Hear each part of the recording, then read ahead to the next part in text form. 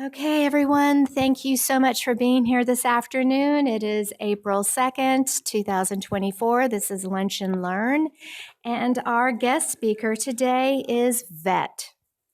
Vet is a native Texas artist who incorporates environmental recycling awareness through her artwork, commissions, and workshops. Her murals and art installations combine the aesthetics of fine art with an inventive application of found and repurposed objects. She has over 30 years of experience as an exhibiting artist, as well as offering hands-on classes, workshops, and other customized programming for adults and children. Many of you may already know Vet, or her face may be very familiar to you. She has been here at the Arts Center for well over 2 decades, teaching classes and programs for us.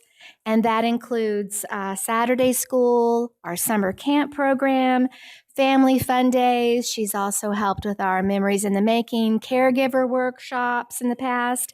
And she's been a loyal participant in our annual Art Connection member show, showing her original artwork. Her current exhibition, Books, Bark, and Beeswax, is on view through April 28th at our sister facility, the Irving Archives and Museum. Did you know that we're part of a larger city department here, the Department of Arts and Culture? There's the Arts Center, there's the Irving Archives and Museum, and the other museum sites, including the Ruth Payne House and the Mustang Museum. We're all part of one big department and one big happy family.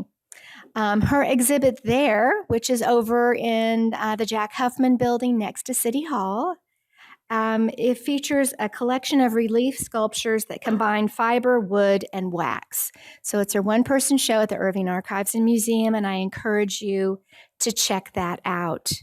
So without further ado, I'm going to hand the podium over to Vet, and she's going to share her work and share information about her process and the current exhibition across town. All right, thank you. Oh, and also, I always forget, but we will have a Q&A period. You may also wish to ask questions during the demonstration and program and presentation. Please raise your hand so I can pass you this little microphone. Again, we are recording the program, and it helps us capture all the audio for the recording that will be on our YouTube channel. All right, thank you, and welcome, Vet. All right, thank you, Marcy. Again, it is always a pleasure to come to the Irving Arts Center. As Marcy said, I have a long relationship with the center, and anytime I am able to show more of my personal artwork as an artist, as a living, breathing, working artist, it's always an honor. I will talk a little bit about how I even got involved with the Archive Museum, because I was at the wrong place at the right time, and I'll just suffice to say that. And there's always a long story that goes with that. But because, okay, and you have to pardon me because I'm having some issues with our beautiful pollen that's flying through the air this time of year. And so I'm always trying to develop myself as a visual artist in the community in addition to teaching. Teaching helps to keep my skill going, because sometimes you don't know what you know until someone asks you. And the best way to make that happen is to teach. You give out information. Sometimes it falls on deaf ears, and sometimes you actually inspire other people to continue what they're doing or even start doing more artwork. I have used found objects, I think, all of my life as an artist. And yes, I mean, it's a traditional, yes, I knew I was an artist even when I was very, very young. And I was very fortunate that my parents also figured out, there's something going on here with this child that's not going on with the other children. And so I was always entertaining myself, even though I had brothers and sisters, I had lots of siblings and friends.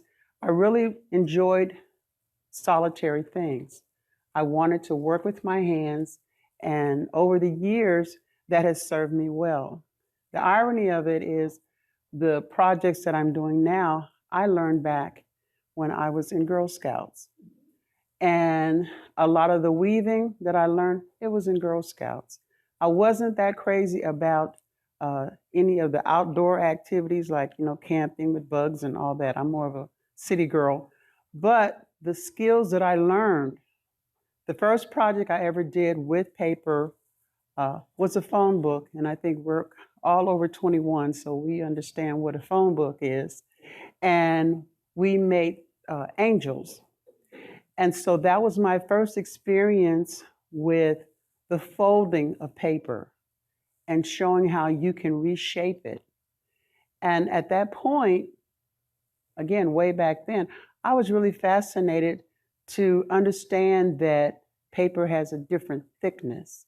It has some ink comes off on your hands. It's different than newspaper. And so again, that was my first experience with working with fiber, because paper really, it is a fiber. It comes from the earth, from the trees and whatnot. And depending on what process is used, we make paper out of it. The books that I use in my artwork are not precious books. These are not rare books. These are books that would normally go into a recycle bin, and that's just another word. Eventually, it's going out into the landfill, whatever form it is. If they chew it up first and then put it out there. But it is matter, and it does not disappear just because we ground it up, or even if we burn it, there's still matter left over. And so in my early years when I was in college, I did make a conscious decision to learn more about recycling rather than tossing. And so I think when I first began to understand the magnitude of how much we waste, and this was back 60s, 70s, I know I'm dating myself, but even back then, I was conscious of the fact that we throw so much stuff away, and I'm always fascinated with that little piece of lint or that little scrap of whatever, because my brain was like, man, I can make something out of that. Well, fast forward several storages later, I'm still fascinated with that little piece of lint. And so that's why artists never throw anything away, because we always think someday we're going to make something out of it. But then I realized that that's really not the purpose. That little piece of lint is really not for you to actually make anything out of it. It isn't to inspire you to make something. And that's, again, another reason why we have a lot of things that we collect, because, we're gatherers by nature, whether you're artists or not, but we collect things because we have the ability of, as humans, to understand beauty, to understand wonder. How did this happen? How did this become a rock? Who was the first person who actually broke open a rock and saw gems inside? Were they just chewing on it one day, or they just hit it and then, I don't know. But it's that wonder and it's the magic that comes when your brain, it just explodes like, wow. And nature is one of those things that I have always been fascinated with. Even with all the waste that we have, my other goal was not to hit people over the head with it.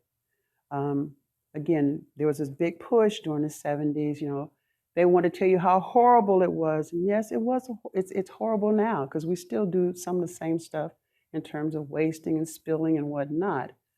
But what happens is, if you get too involved in it, you could get, as an artist anyway, if I go too far over the line, I cannot function. I cannot think of how can I impact this mountain. It's like me trying to push the ocean. Okay? I cannot stop the ocean, and I cannot stop the tide of waste that comes through. But as an individual, I can show in my world, and just in my world, how I can take something that normally would be tossed away and forgotten about and continue that history. And that's really what a lot of found objects are all about. They had a history long before they got to me. They've outlived their usefulness, and now it has made its journey to me. As an artist, what part of this object's life am I going to play? Is it going to be stuck away in a box somewhere? Is it going to be stuck under my bed like most of my found objects are, in the garage, in storage or whatever? Or am I going to show my ability to cope with all the waste in the world? I can make something beautiful. And throughout my career, that is what I have done. And so I'm able to have people understand that recycling is more than just toilet paper rolls, newspaper, sort, stack, let someone else deal with it. And so I will never run out of supplies because everywhere I look, I'm thinking there's a possibility. But every now and then, sometimes trash is just trash. And I have my children to thank me many times. Mom, can we please throw this part away? I'm like, okay, fine. So you do have to have a filter. If not yourself, then other people need to tell you, okay, it's okay to let that go. It's done. It's done its deed. But at the same time, the fact that they're even questioning whether it should be thrown away, to me, that's a win, because now they're thinking, I wonder what my mom would do with this. Or I wonder if we could use this for something else. So even those subtle changes, again, you do influence people. Whether you're beaten, stand on your soapbox and tell them about, some big company that's dumping stuff in the ocean.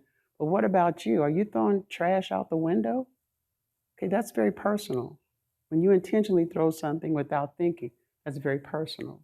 And that's how we change the world. One person at a time, one lint at a time, unless you're going to save for something else. And then you go from there. Now, getting back to the archive exhibit, I was actually going to a book sale. I love a good book. And I know people think, oh, do you cut up every book? No, I don't cut up every book that I find. But the Irving Library System was having a book sale. So I'm like, oh, they sent me an email. I'm going to go check it out. Well, the address they gave me was on Rock Island. I'm like, oh, I know where that is. In my mind, I'm thinking, okay, that's where it used to be 5 years ago. Not really understanding that, oh yeah, they closed down that main library and they built another one. So in my mind, I'm thinking, oh yeah, I know where that is. That I did not connect the two. It's still a library. Well, actually, it was now a museum and it was an archive. So, and they had like a little bookstore. I mean, they had a gift shop. So I'm watching, I'm like, yeah, I'm here for the book sale. And she's, I don't think we're having a book sale today. I'm like, oh yeah, we're having a book sale because I got this, so I'm scanning for, first of all, trying to find the email. And I said, and this the address? She says, well, actually, this is the Irving Boulevard address because they're using the other street as their address. Where in my mind, when I come here, I'd come through Rock Island. She said, oh no, it's way down there. So I'm like, okay, well, anyway, well, while I'm here, I'm like, well, here's my card, because I'm looking around the gift store, and I'm like, I could probably put a couple of my little knickknacks in here. I said, well, here's my card. If you ever have a desire to have some recycled, crafty kind of things, I'm your go-to person. Well, fast forward a few weeks later, and by the way, yes, I did find the bookstore, and I bought a rack of them. Ones that I'll actually read, and then one that I will eventually cut up. I usually buy them from to help the library system, where it's in Irving or Dallas or wherever I am, because that's my filter. I get the books after the book sale is over because I know no one else wants them, and then the library is kind of stuck with them. And when I first started gathering books, I thought, oh wow, I'm gonna get a lot of art books. Of 1,000 books, and I have collected several thousand, less than 1% are art books. The rest of them are math, science. They are self-help books, political books, and a few encyclopedias. And So I was happy, but I was unhappy at the same time because I just knew that I was going to have all of these art books at my disposal. But no, I had a bunch of paperbacks. So I thought, okay, we need to rethink this. You bought them because you wanted to begin to make more book sculptures. And that's what I started doing. And I just started with some basic folds here. This is a tower. And I started with this fold. It's called a book fold because basically you're just taking a page and you fold it in half. Then you turn the page and you fold the next one, and the next one, and the next one. And that became a pattern. Then the other one, you fold a diagonal over and over. So every time that you fold the paper, number one, it beautifully lays down and does what you want until you let go of it. So you're using the chemistry of your body to really iron those pages. Never iron it with your mouth because you will have an extra smile. Paper cut, if you've ever had a paper cut on your hand, you do not want one on your face. So you always use your hands because that's really where the magic comes in. You're actually laying on of hands. You're blessing the book as you're folding it. And when you combine them, you can change, you can alter the shape of that book. And the first thing I do when I get a book, okay, this is something about some kind of ninjas. The first thing I do is I just tear off the front and the back. Okay. Because now it's not a book. It is an art supply. That takes some of that, oh, this is just, oh, I wonder if this author is going to be angry with me because they took all that time for this nice, shiny. Okay, it's not a book anymore. The other thing is, okay, and a lot of librarians will cringe, is I will snap the spine. That also helps it to lay down. Then I can see the signatures that are in here. Then I begin the process of folding. Sometimes I'm just folding to fold. I have nothing in mind.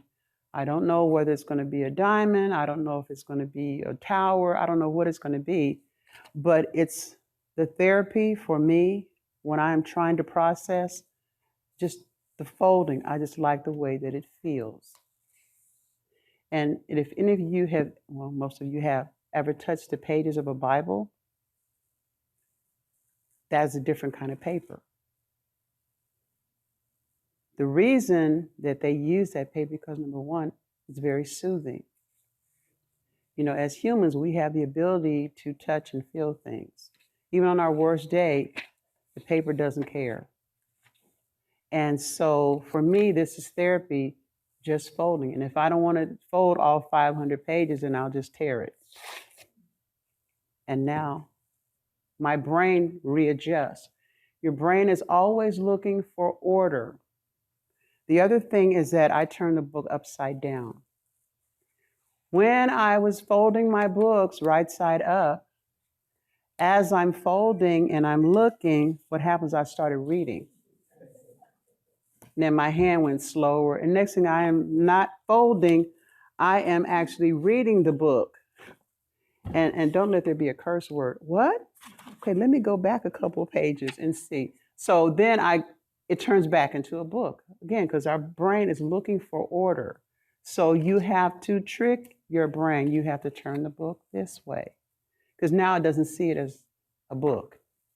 If it's upside down, unless those of you who are trained to read upside down, okay? Again, it's more about the manipulation of the book. You can also cut your book into little strips. I'm going to pass this around so you can, again, I just learned the word for that sensory thing. I don't know what I've been calling all this year, but it's with ASMR. You're listening for sounds. What makes something soothing? And it's just something about the touching of the paper and how it feels in your fingers. Even if you're arthritic, it's something very soothing about the touching of the paper, the manipulation of the paper, the creasing of the paper. And because you're not doing like 4 or 5 different folds, it's the repetition that it's in itself becomes very, very soothing. And you'd be surprised, when we told the children, okay, busy hands, and then you start talking, okay?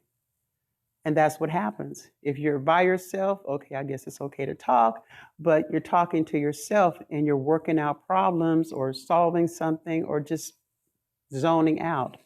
But it's just you and it's paper and it's the feeling of it. It's the touching of it. I'm going to pass these around. And then again, these are like two different books. Look, these are 3 different folds with the same book. Because now I've allowed myself to not only cut and fold in one direction, I can cut and fold in different directions. Okay, I'm going to set these over here. Yes, if you would grab those and pass those around. And again, as I said before, I work a lot with found objects. A friend of mine had a recycling plant down in Terrell. And so she called me up all excited. She says, oh, I have these things. I have these jewel cases. And I'm like, oh, okay. I said, well, do you have a lot? She said, oh, yeah, I've got a lot of them. She said, so bring your truck. And I'm like, oh, okay. Well, I would have needed an 18-wheeler for how many that she had. She opened up the big barn, because that's basically what it was, and it was like 20 gondolas that were full of these. These are jewel cases, and I'm going to go ahead and say their name because it was through a reputable company. It starts with a J and ends with a P, and for whatever reason, the printing on the inside was incorrect. I think it was supposed to say 12 karat, and it had, I don't know, 24 karat. So rather than rip out the inside where the printing was, they just threw the whole thing away. So again, I had one of those moments where just for a moment, I was like, where could I rent an 18-wheeler? And I'm like, okay, no, snap your finger, wake up. No, you don't have storage for that. So I just filled mine up, and then I brought a big gondola full of them. But once I got them on the way home, I was like, what are you going to do with all of these things? Because I kept thinking jewelry box. And once I stopped thinking about it being a jewelry box and again, an art supply, I'm like, I wonder what happened if I would stick a book in it. It's a perfect stand. I can do it sideways. I can do it upright. And then I thought about, for some odd reason, because this particular one was red, I said, what do I have that would fit in here? I had this horse's head from some other collection, and it fit perfectly in here. I think I'd had like 4 or 5 years, and all of a sudden, oh, it all comes together. That's why we never throw anything away, unfortunately. So I put a portion of the book in there, and then of course, then it begins to build from there. So again, sometimes I'll get the object, and then it evolves from there. Again, I rarely think, okay, I'm going to make exactly this. It doesn't work that way. It's usually I'm driving down the freeway and I can't write anything down. And so I have to keep telling myself, okay, when you get home, because we're easily distracted, in addition to looking at clouds going by and looking at those patterns, okay, I'm going to put those two together. Or right before I go to bed at night, I will write some information down and then sleep on it. And in my brain, again, looking for order, our brain doesn't stop just because our eyes are closed. It helps us to process. And if you discipline yourself enough, it will work for you. It will do all the heavy lifting. So this is another version of the one that I cut. And I'm just experimenting. And that's another thing I do. I experiment. This is a box that I created. A friend of mine had a parquet floor that she had finished, and she had all these little wooden planks left over. And of course, she thought of me. She says, well, I have this big box. And I thought, oh, okay. And it's wood. I'm like, so I'm thinking branches. I said, no, I have my own branches. I don't. She says, no, these are already pre-cut and sanded. I'm like, oh, that sounds interesting. So she brings a big box of them, and then it was like a big box. And I'm thinking, well, what am I going to make with these? Well, As I was dumping them out onto the table, a few at a time, there was 4 of them that lined up right next to one. Everything else was scrambled, like these 4 lined up. I'm like, that looks like a box. So I just started gluing the tops. I'm like, okay, but they're too thin. Because again, I had to cut a little piece. And I'm like, okay, there must be a way where I don't have to cut everything. Because then, of course, you have like a bunch of little squares left. But eventually, I made a bunch of boxes. And I made about 50 of them. My rule when I do artwork and when I'm experimenting, there's like a magic number for me. If I do 50 of these, I'm not going to want to do the 51st one because I will get it out of my system and then I'll move on to something else. Well, I'm working on my second 50 now, but they're perfect for not only putting found objects on here, like this one. Let's see, so I can move this around, I can flip it over, I can pretend, and I don't know if I'm gonna do all 50 like that, but having a smaller piece to work on a larger piece, and I'm gonna show you a larger one that came out of that. But just, again, it's just experimenting. It's not glued down. This is not the painting of the world. This is not the sculpture of the world. This is just my version of working not only with books, but again, with things that I have used before. And then this one, this is also the top of the book, and it's folded. It's actually this pattern. But you see how different they are just because if I lay it right here, you can kind of see how the pattern is. So it's very forgiving.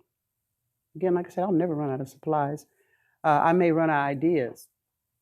And then I just you cut the cut.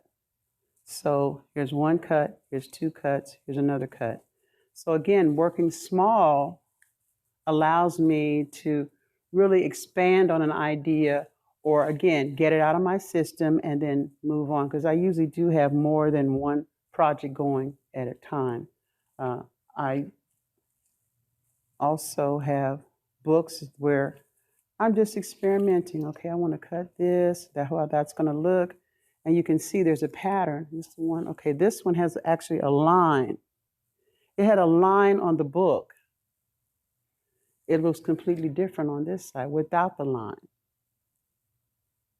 And this was not a line that I put on there. It just happened to be on the book. And I'm like, oh, okay, that's a pattern too. So again, unlimited things that you can do based on just what you've experienced in life. And yes, there is math involved. I thought I was getting away from math and science by taking all those art classes, but no, there's math in here somewhere. But I call it art math because it's not exact. Real math, exact. Art math kind of looks like, might be, I even use my hand and sometimes instead of a ruler because I use my hands all the time. Well, I know from here to here is 8 inches because I have a big hand. But I know from here to here is 1 inch because I don't always have a ruler. And so I have learned to use what I have. I know how much this is. I won't tell you how big my foot is, but from here to here is the size of my foot.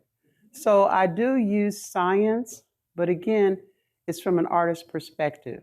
And every now and then, if I need a straight line, yes, I do use a ruler. But again, to me, it's a suggestion. Math is a suggestion. It's good to know. I don't really have to know what it's called. I just know I can use it and I can expand on it. Okay. So I'm going to show a quick video of the exhibit that is currently at the Archive Museum. And again, it was what is that, serendipitous, when things just kind of fall into place. And I was very honored to be asked to do an exhibit. They happened to be having a reclaimed exhibit. So when they initially asked me, I'm like, okay, fine, because I thought I was just going to be part of the artwork that was already coming. She says, no, we have this little annex area. And I was like, oh, okay, I have a few pieces. I said, how many do you need? She says, it'll probably hold maybe 30. And I'm like, what? Sure, no problem, no problem. I always say yes, and then I figured out I do the panicking later. And I thought, it's one thing to have a lot of art that you've produced, but it's not necessarily a show because you got a little bit of this method, you got a little bit of this method over here, and you got a little bit of method over here, but trying to pull it all together to make sense. And that's really kind of where the title came in, because I'm working with books, I'm working with bark, which wood slices, and I'm also working with beeswax, which is another recycled thing that comes from nature. So that was my relationship with the pieces that were presented. So I'm going to show the video, and then I will do a little demo, and you can ask questions as needed. Okay. All righty. Okay. We'll see what my skills are. Electronic skills here. Okay.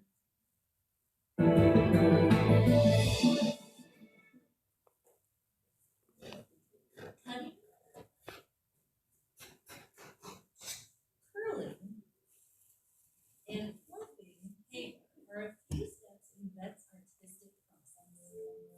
Because they have a memory, what will happen is they'll begin to relax a little bit. Vet is a native Texas artist who works with recyclable materials like wood.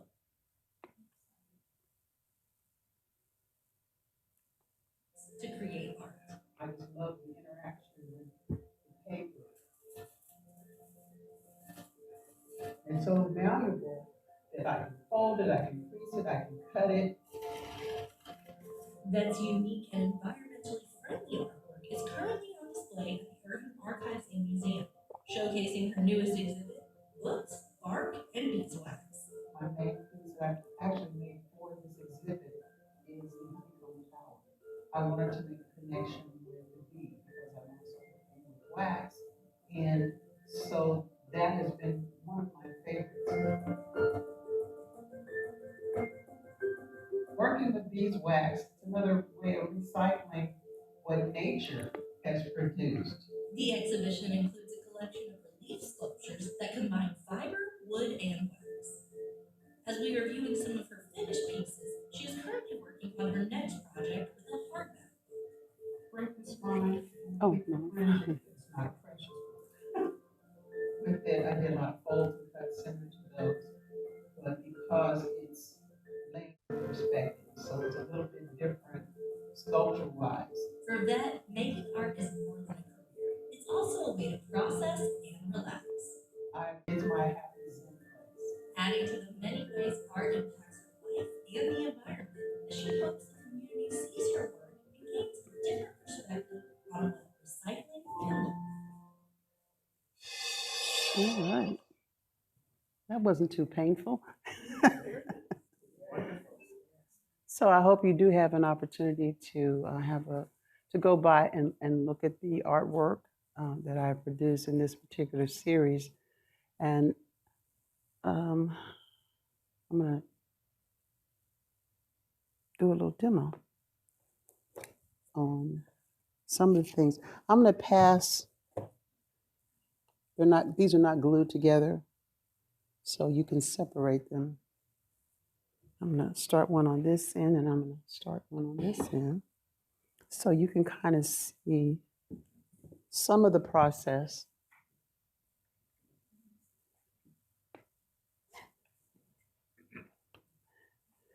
And I have another piece that I'm going to show you in just a moment. It's not always just working with just the book. I also paint and combine that.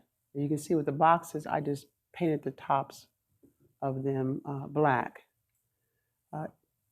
Probably, I don't know if I'm going to use those or not, but I just thought it was kind of interesting. Sometimes I will paint them different surfaces.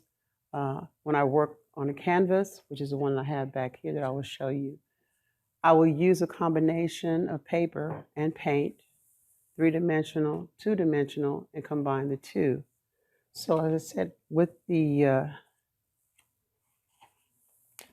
book, the other thing about working with book, now you see how that just kind of snaps and lays back? Depending on how thick the glue is, each one of these little sections is called a signature, and it's a bookmaking term. And they glue them together and then they're stitched together. In this case, with paperbacks, they're usually just glued, they're not stitched. So sometimes when you will fold it back, it comes back. You actually have to make the signatures lay down. So depending on where, and if you look carefully, you can see how there's an automatic split right here. This is a section of pages. Or so if I want to tear this off, I can. If you tear off too much, all of the pages will begin to fall out, because you can see how on the spine of the book, the layer gets thinner and thinner and thinner. And just because you've torn it apart, you can fold them and then put them back together again. Again, it's very agreeable. It doesn't talk back to you. If you cut it, however, once you cut it, it's always cut. It's hard to uncut it. So when I am trying to develop a design, I only cut a few pages at a time. There's nothing more regretful than to cut up the whole thing and realize I can't use any of this. So I always practice before I do a full book. Again, I'm not wasting anything. And even after I've cut some weird pattern, you can grind this up and then you can sprinkle it like salt on other pieces. So again, you can't really get rid of matter, but you can move it around in a very beautiful way. I will use the basic tools, scissors. Sometimes I'll use a straight edge. And it doesn't need to be archival, so I just use regular glue. I like working with the stick glue. And someone corrected me saying it was a glue stick. So I'm like, really? We're talking semantics. It's a stick of glue. And when you're putting glue on the paper doesn't wrinkle as much. If you use liquid glue, number one, it takes longer, and because now it's wet, and so you will get like waves in it. So when I'm trying to do something fairly quick, I will also use hot glue because I will be putting found objects on them. Liquid glue sometimes will make it adhere if it's lightweight, like these little things here. I'm going to pass these around. These are actually, you can slide these on. These are wood, very lightweight. They're light like balsa wood. The same kind of Sholo berry, I think, is the type of wood it is. But they feel like styrofoam, and they're very, very light. So I can use regular glue or I can use hot glue. It just depends on how adept you are with working. Sometimes hot glue works you instead of the other way around. But if I'm using a heavier piece, like a bamboo stick, I'd have to let it rest and then glue it some more and rest and glue it some more because it is considered heavy in terms and relationship to the paper. So I don't always, I'll use hot glue instead of liquid glue. Okay. When I'm creating a pattern, I try to do at least 5 pages before I switch my pattern. Reason being, if I do one pattern with this sheet of paper and then another pattern with this sheet of paper and then another pattern with the next, there's no pattern forming. It's like 3 or 4 different things. Because again, our brain is looking for order and like, well, what are we looking at here? But if they're all the same, I do at least 5 pages. Then I can see a pattern forming. I'm just going to massage the book first, because that does help to relax. I already started reading. I could tell. That's another ring that I'm moving my hands around, because I saw the title. Okay, no, then I saw the number. Okay, if I can read it, that's weird because in my dreams I can't read. But when I'm doing books, I have to make sure that I don't get involved in the storyline, because this is just an art object. And I've done it enough where I can kind of tell how many pages it is. Occasionally, I will fold 2 or 3 pages at a time.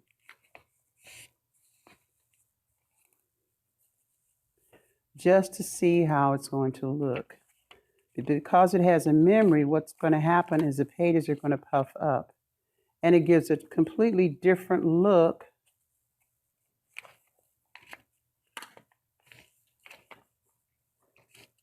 when it's multiple pages. Okay, that feels about right.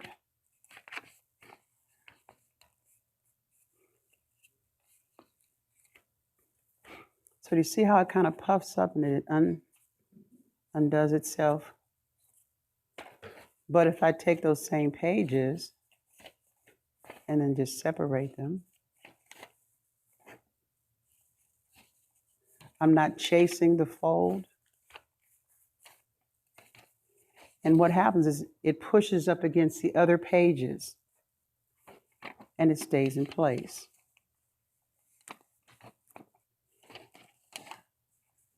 So even though I'm doing the same fold initially, the difference in the two.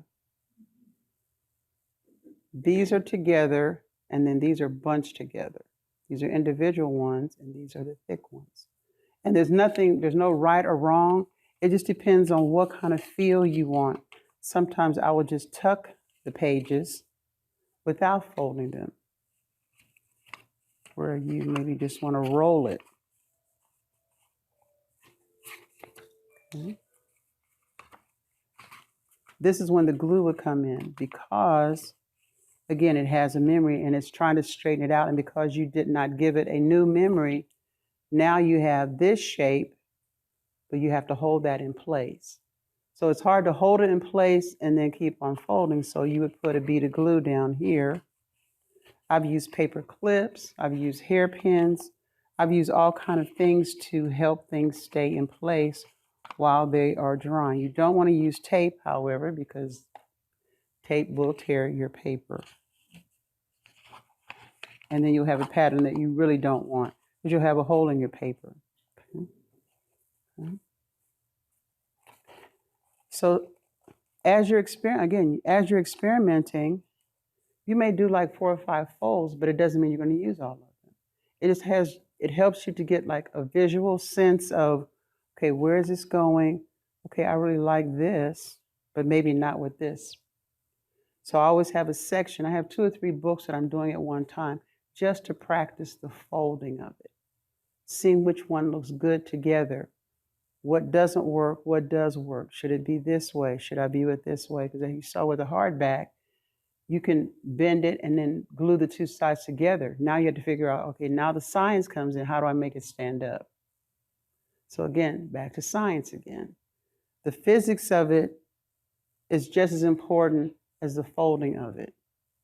And a lot of artists will not admit that, but yeah, there's math in there. We don't want to talk about it, but yes, we do math. I love math. I don't always understand it, and I don't know what to call it, but I know how to do it.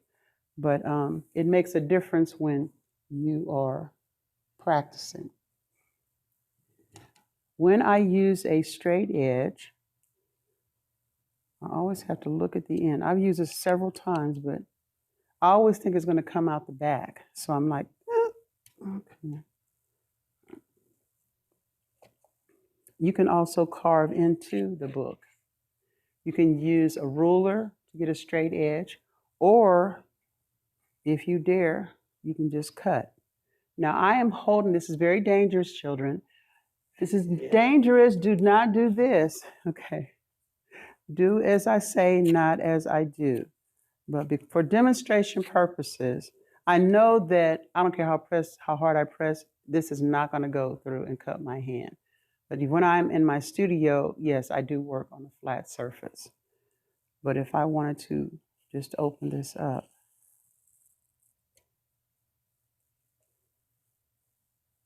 all right. And you notice that I'm holding these pages because what happens is as you're cutting, the paper moves back and forth.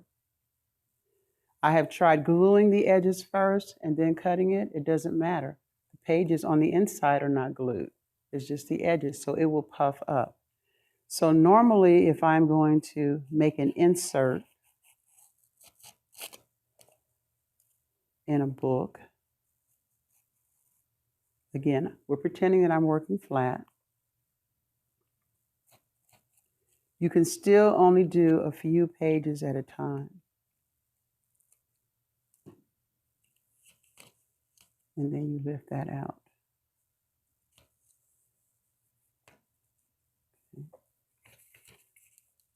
And then you fold that over. Because what happens if you continue to just cut, and pull, you will never really get into the corners. What happens when you pull it, it will tear and you won't get a straight edge. Or you keep cutting, you can't figure out why you have all these little tiny slits on the edge because you're going over. In your mind, you're going straight, but actually your hand is doing this. And it will get really wobbly. For the perfectionists, they will mark every page. I'm not that person. I don't mark every page. I just kind of look. Again, it's that art math again. Now, this in itself is very interesting. So I might say this, again, we can't throw anything away. Every now and then you get something really interesting like that can be put on some other, I don't know, I don't have no idea what that means, but I'm hoping that it's not something horrible, but I just love the texture. And you'll be able to see where your last cuts are. So you can cut each one of these sections or just do part of the book or cut it at a diagonal, cut all these pages off, cut those off. Again, you're the artist, you decide.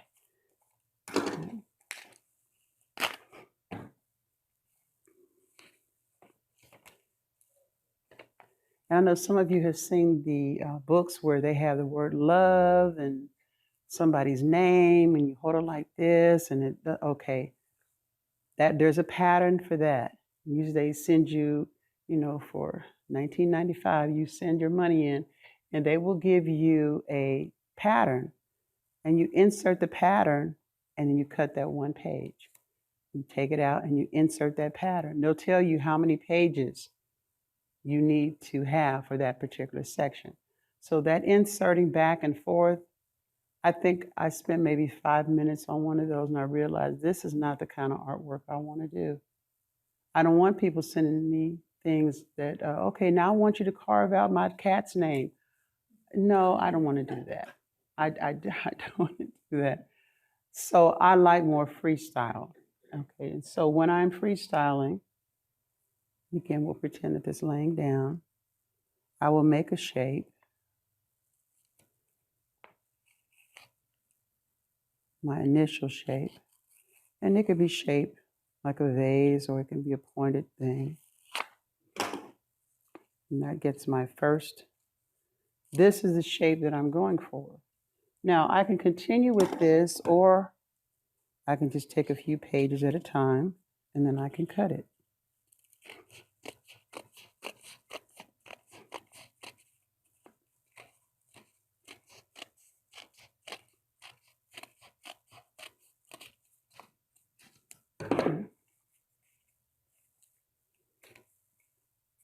And then as you go, then you can clean up a little bit. I think this is where I cut before. So you'll do a few more pages and it will tell you where your line is. You can draw it out or you can just freestyle it. But what you'll need to do, again, you're going to have to manipulate that spine so that it lays open. Okay. Otherwise, your book is going to do this and not in a good way. You won't get the same pattern. But this takes more patience because you're only talking maybe 2 or 3 pages at a time. I would love to be able to, or if you have a skill saw, that's another way to cut it. But now you've got to clamp it here and here and here and here. And then, of course, know how to use a skill saw. There is that part of it. I am not that good with a skill saw. And I really don't want to learn that part of it if I'm not like building a shelf. So again, it's the patience that it makes me have when I'm cutting. I'm building a relationship with this paper. And again, normally I'll have some clips here and here, but I'm just going to freestyle it.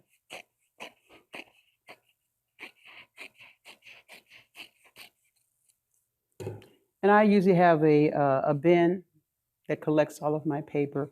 I'm a kind of artist that I clean and work as I go, rather than have papers everywhere, and some people can function in that kind of chaos and call it creativity. But if it's stuck on the bottom of your shoe, how creative are you being? Or if it's, stuck in your hair or whatever. So while I am deciding my next step, that's when I clean up. I don't mean get up and start vacuuming. I'll just collect these up. Okay, and then I'm gonna do, now what am I gonna do with that? Okay, I'm gonna put that over here. So I still have this book that I'm working with. Okay? But now all my stuff is over here, out of the way. So that when I start gluing, I don't have all these stuck to my book. Okay. Again, some people can work in that kind of chaos, and it's not, like I said, I'm not cleaning up everything. It's just like my work area. If it's in arm's reach, I need to be able to reach it and not it reach me, where I lift up my arm and I've got stuff stuck all on here. Okay. Especially working with paper. You can make one cut and you'll have 200 little chips of paper everywhere. That's a whole other nightmare that I usually have. Okay, so as you can see, I can cut this whole book or this whole section of the book once I figured out my pattern. But even then, I'm going to pass this around. Okay, now you saw me holding this all straight, but look how it has adjusted itself. You don't lay it flat. When you don't measure, I could go back and trim this, but actually I kind of like this layered look. So I'm going to pass that around, because that can become a pattern all by itself. Because I would look, I'm like, oh, that's kind of interesting. Now I have to try to go do it on purpose. Because sometimes those happy accidents, they really do turn out to be something like, oh, okay, now how did I do that? Okay, well, it shifted. Paper shifts. Even though it's bound on one side, it does shift. So that's why I practice with smaller pieces. Now, this last one I'm going to show you. If you have any questions, just jump right in, because I could talk forever. Yes. Yeah, I have a question for you. I'm looking at your tower. I'm looking at this handout here. So you talked about a little math. I'm thinking about a Greek column, Mm-hmm. So if you wanted to, you could layer these books one on top of the other to make an actual, like an imitation Greek column, right? Absolutely. Absolutely. And that's kind of what I did here. I'll take this apart. This is just a wooden dowel. But it doesn't, as you see, it doesn't go the complete length of here. It only comes to about here. These are also wooden columns. Instead of having them all the way around, you could have one or two, because you still need that base so that it will stabilize and it won't fall over. Okay? You can put a piece of wood, a round piece of wood with a wooden dowel coming up, and then just insert them, because when you fold over your book, you're going to get a hole on it like that. So this is one book. It's been completely folded into a diamond shape, and then I just glued the edges together, and then you just stack them. So that's how you would do your column, same way. Okay? Does that answer your question? All right. Any other questions?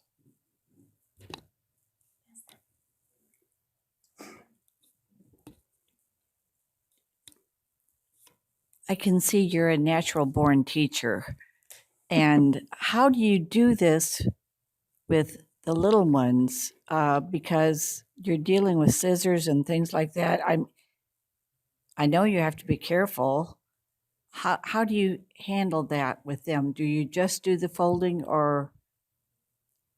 Yes, I do folding, because that's more about motor skills. Okay.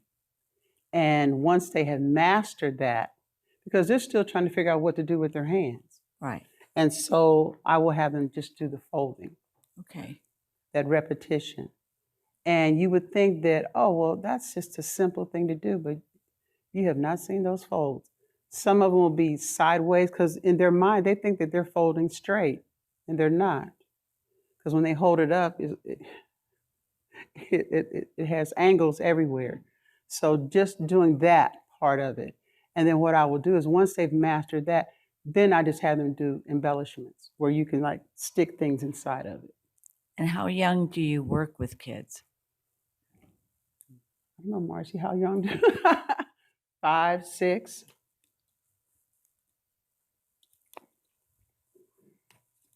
So vet's range of teaching is pretty broad.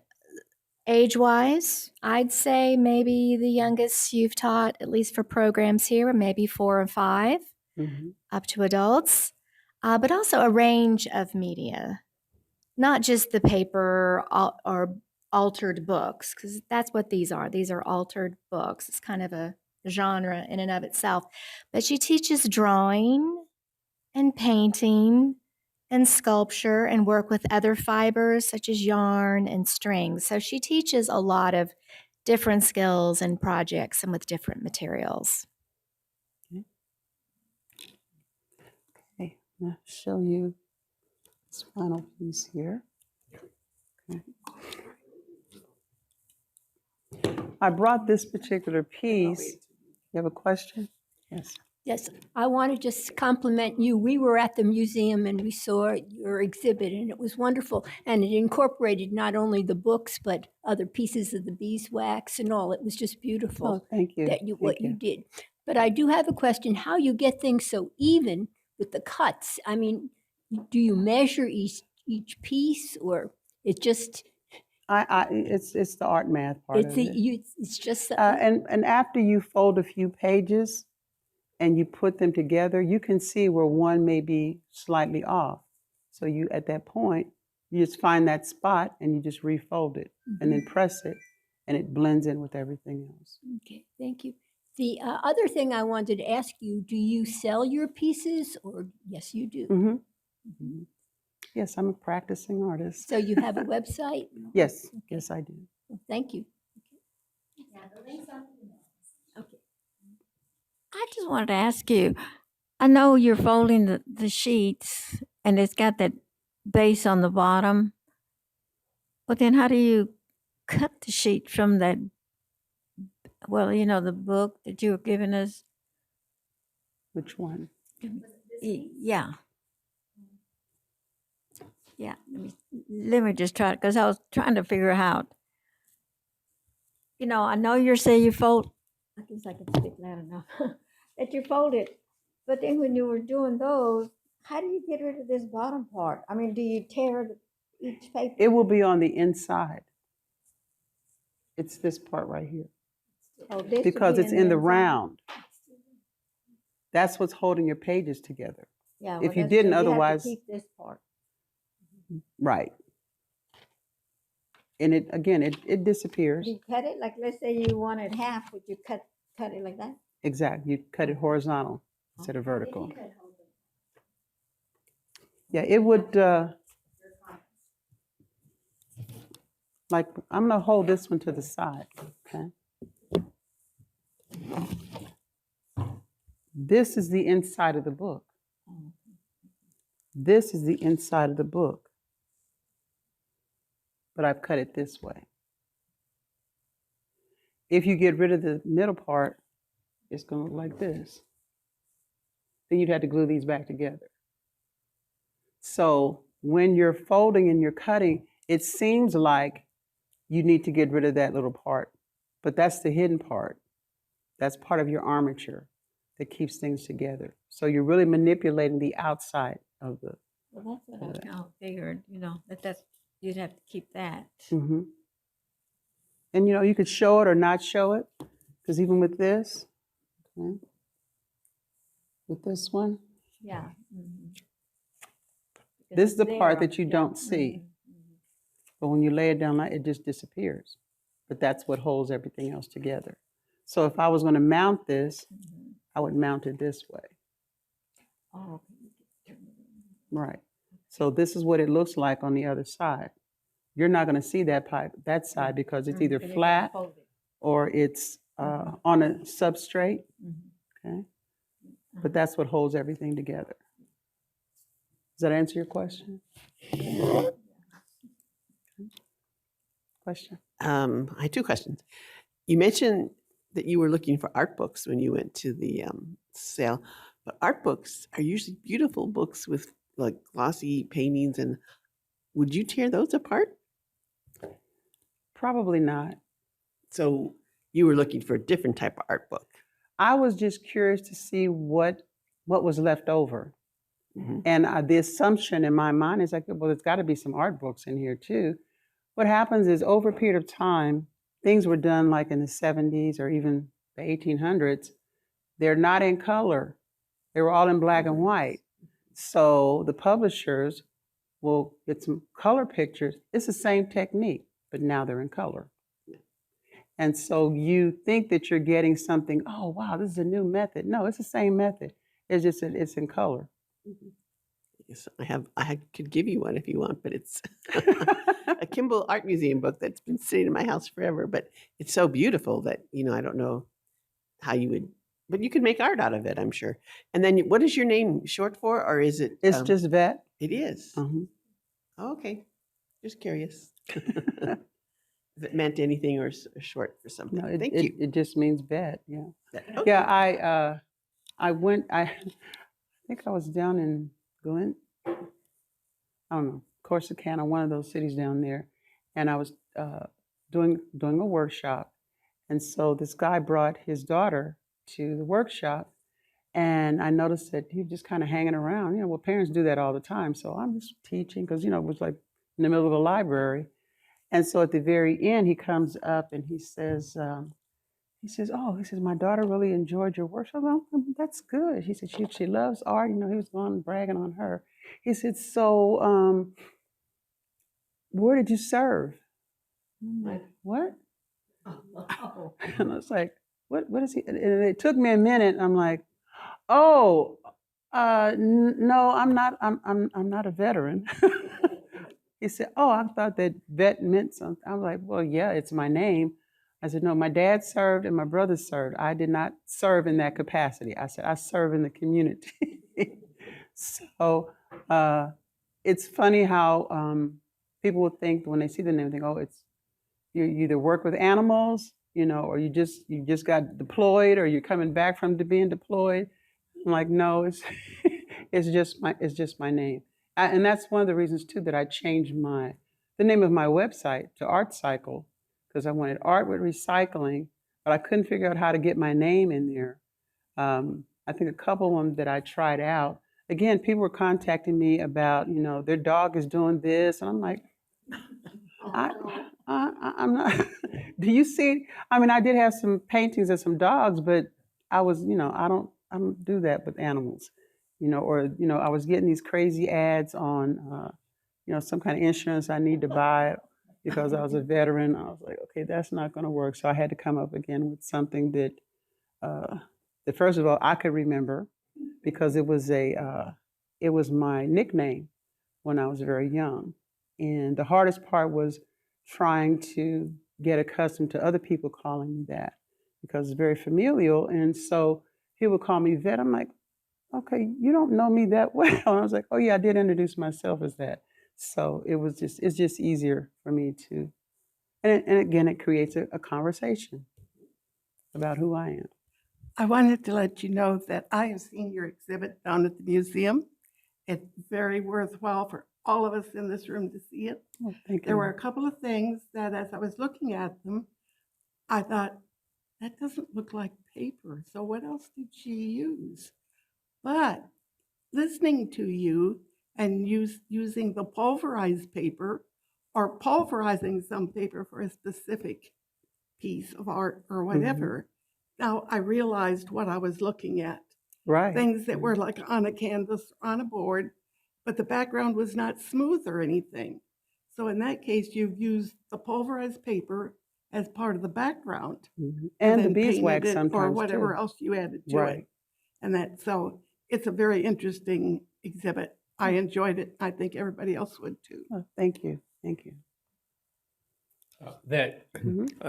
I got a couple of things about your exhibit. Excuse me. What are the dates of that exhibit? It ends on the 28th of April, so you still have time. Will there be an opened artist? in February? Will there be an artist walk or tour between now and then? You would have to contact them and ask them about that. We've had a workshop, in, this is my artist talk. So I would check with them, and I'm sure someone can take you through. Check with the museum website and they'll give you the dates. Check with the museum website. They'll show the dates. Mhm. And also, I believe there is one particular date where somebody is going to walk through the exhibit. Oh, wonderful. I don't know if it's going to include you. Right, because or they do have one of several them, but exhibits. Yeah, they have several exhibits. That's where that you are- can that find are the coming up, information. and they'll be talking about that.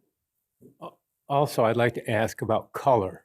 Mhm. Now, it looks as if you use pretty much the colors you have been given by whatever the book is. The piece you're holding up, that is the most, those look like you probably assorted them by color, or you colored them. And then the question is about the backdrop. Those are flat pages. Burnished or burn? Some of them Actually, was, they're painted on. I'm sorry? They're painted. This is a wash. Of what? And is it all the same color, or do you do on the Well, back? On the interesting back? enough, depending on the paper from the company, colors will change over a period of time. As you notice, this is a darker amber color, but they were all folded at the same time. It depends on how the oxygen works with the ink and the paper that was used. See how light these papers are? Over a period of time, they will change because they're exposed to oxygen. These pieces on here, depending on if you're looking at the top side or the bottom side, it's different. It's two different colors because it's the top side does not have any ink on it. So it's going to be kind of an amber, a light amber. When you flip it over, you're going to see a lot of the text to make it darker. And that's why some of these appear dark and some of these appear light, because I flipped them back and forth. But as far as the background goes, yes, I glued the flat pieces down first, and then I traced around them to get a shape. And then I applied the wash to give it more of a dimensional look. And it's just acrylic paint. I just want to say that that is very soothing to look at. Thank you.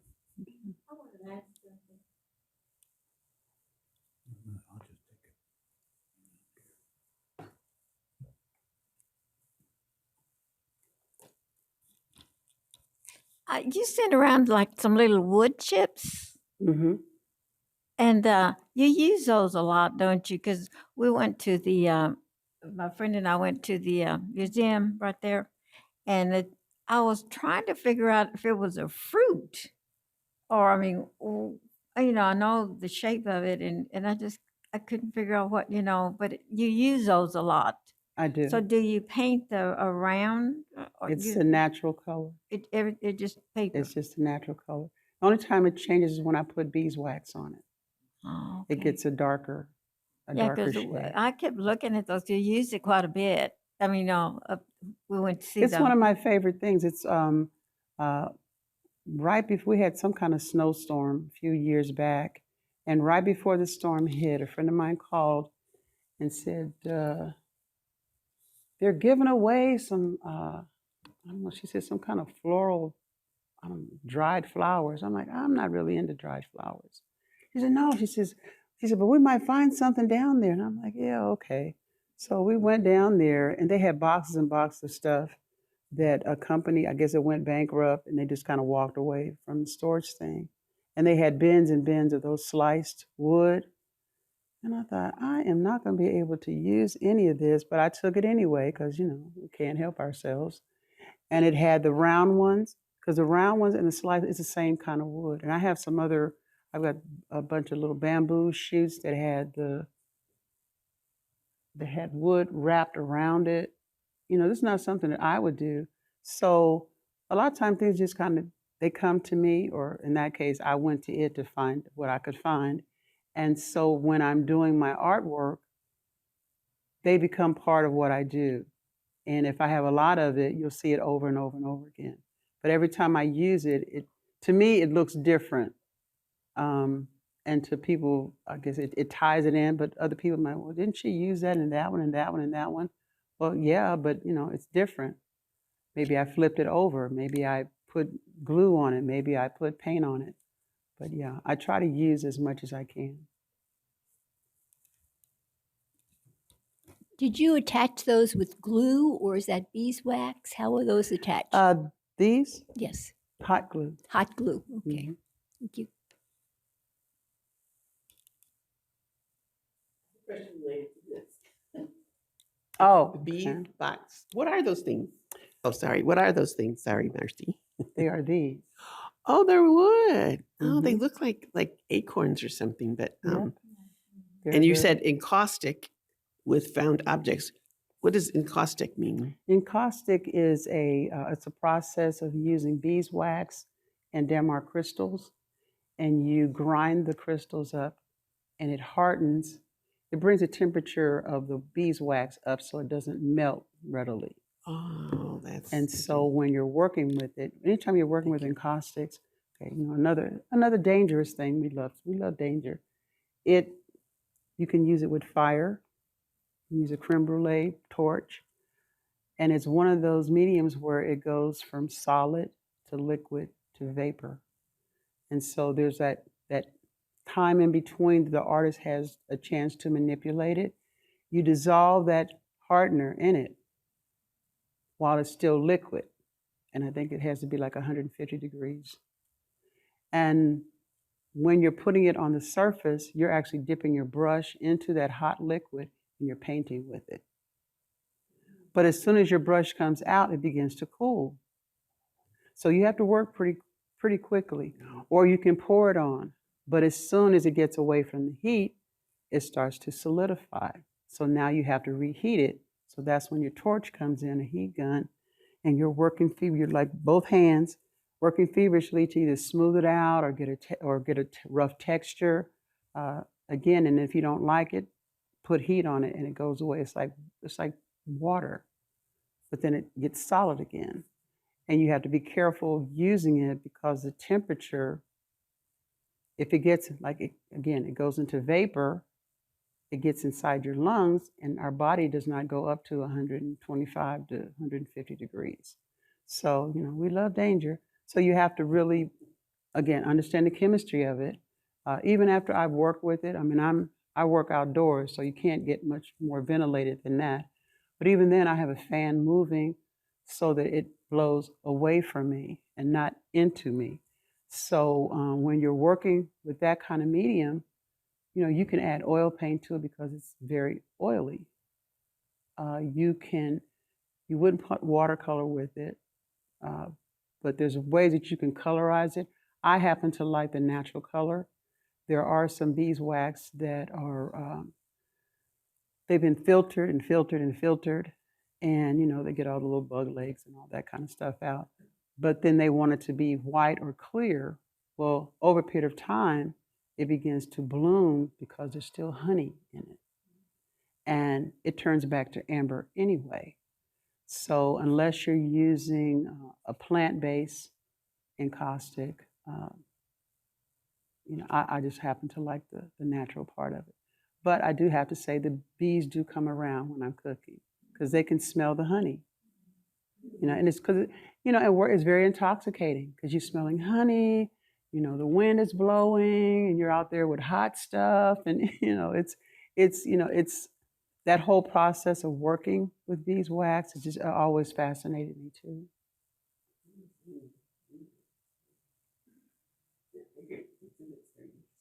Thank you. Thank you. Any other questions? Well, again, thank you all for sharing your time with me. I really appreciate it. I'm always grateful in having an opportunity to talk about my work as an artist and to answer any questions. I did not invent anything, so I don't mind sharing what are my mistakes in my journey and in my creative path. So again, thank you so much for coming out.